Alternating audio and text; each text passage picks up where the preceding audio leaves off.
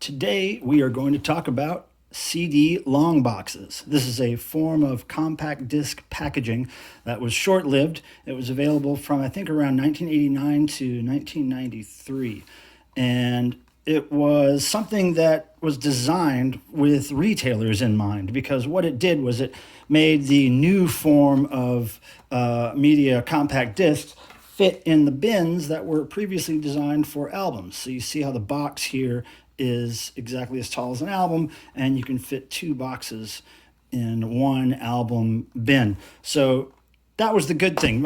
Retailers really loved that. And it made it harder for people to steal CDs out of stores. It just made it cumbersome and less easy to fit in your pocket. Now, the bad thing about these is that people, of course, thought that they were not good for the environment. They wasted a lot of trees. They were expensive to make. And they just became trash right after most people bought these things, which is why long boxes right now are kind of collectible, because hardly anybody kept them. I have a few long boxes in my collection, which I'm going to show you now. I'm going to start with the Dickies, one of my favorite bands ever. This is their first album, The Incredible Shrinking Dickies, which originally came out in 1979. I believe this CD was probably released in around 1989. Not exactly sure about that, but yeah, this is the long box for that release. Also, I have this We Aren't the World Dickies long box. It's on Roar Records and Tapes. Where is that logo? There it is. ROIR. This is originally released on cassette only. This came out in 1990.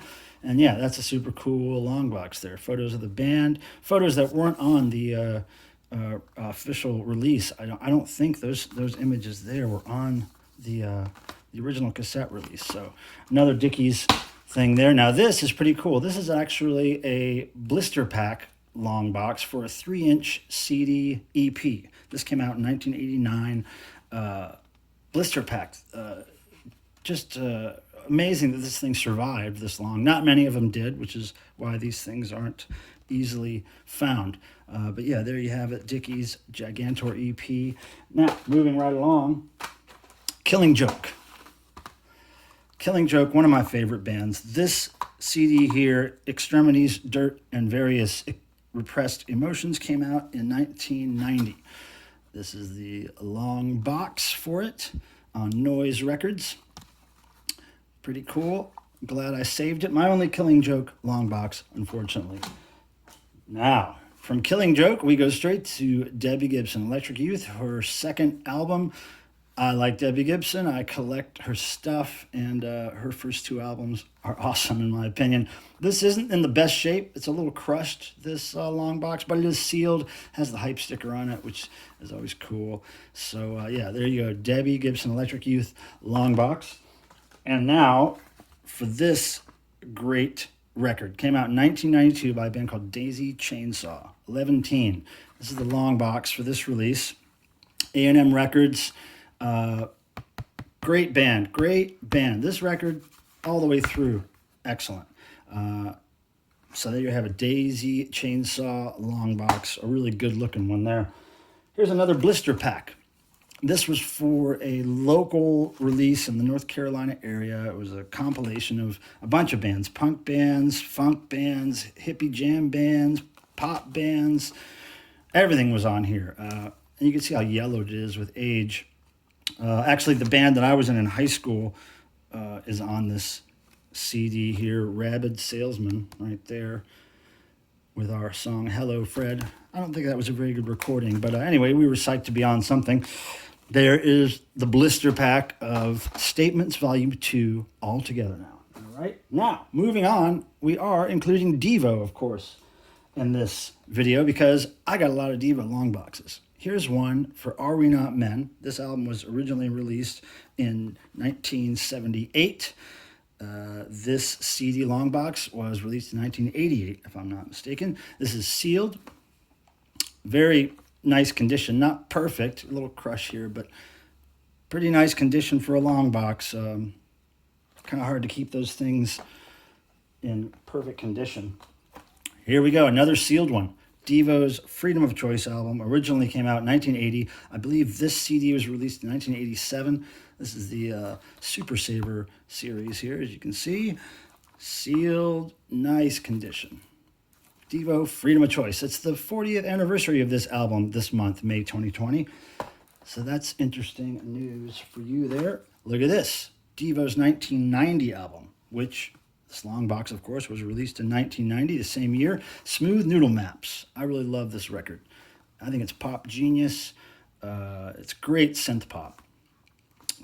Smooth Noodle Maps by Devo Longbox. And I also have a sealed version of that. It's in really great shape. No crushing or anything that I could see on it. Real nice. Looks good in a long box. All hail a Longbox and Devo, right? Now this is cool. It's a blister pack version of the Hardcore Devo Volume 1, 1974 to 1977 release. This is all stuff that they recorded very early on in their career. It's fairly raw. Some of it's, fairly offensive and crude and immature and all that great stuff. And this blister pack is still kind of in good shape. This was a deluxe version of their Hardcore Volume 1 album. Great body bags and, pandemic look there. There you have it. Hardcore Volume 1 blister pack. Moving right along to Hardcore Volume 2 Longbox. This happens to be in a Longbox sleeve. They actually made Longbox sleeves for a little while. Plastic sleeves that would protect your Longboxes. They probably didn't make those very long, and they're probably pretty hard to find. But this is some more fantastic photography there. Oh, you know what I just realized? That inside this is another insert for Hardcore Volume 1. So this is what I believe is the blister pack version insert for Hardcore Volume 1 release that wasn't the deluxe version. This is what I'm guessing. Because this feels like thin paper, this Hardcore thing. And it's on obviously the hard cardboard Volume 2 box. It's stored in here with it, but that is definitely looks like blister pack packaging. Huh, I just noticed that. I learned that right along with you guys. Next up, Devo Live The Mongoloid Years. This was released in 1992, following the Hardcore Volume 2 release. It's all live stuff. 1977, 1976, and 1975. Great long box. Cool design. In a long box sleeve, huh? Those sleeves are probably more rare than the boxes. Last two here. Mark Mothersbaugh's Music for Insomniacs CD releases. These are flattened long boxes. I'm not sure if these were ever even used. Mark may have given me these from his archives. I think these are just kind of new old stock boxes that were never ever used. But Music for Insomniacs is instrumental music that Mark Mothersbaugh created. This was released in 1988 on CD. And, of course, in long boxes. That's Mark's artwork on the covers.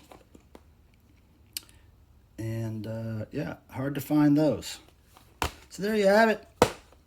CD long boxes. I love CDs. Thanks for watching. Thanks for subscribing. Thanks for the thumbs up. I'll be back with more videos. May the rock and roll gods bless you.